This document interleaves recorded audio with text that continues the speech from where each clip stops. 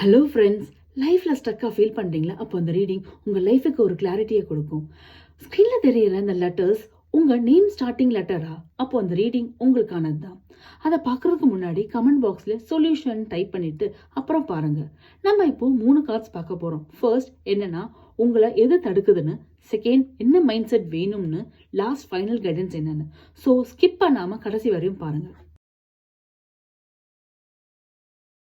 ஏதோ அந்த 3 cards. First one எது உங்களை தடுக்குதுன்னு பார்க்க போகிறோம்.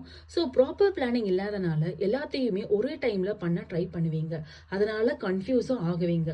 ஸோ அதை எது ப்ரியாரிட்டியோ அதை ஃபர்ஸ்ட் பண்ண பாருங்கள். நெக்ஸ்ட் ஒன் என்ன மாதிரி மைண்ட் செட் வேணும்னு.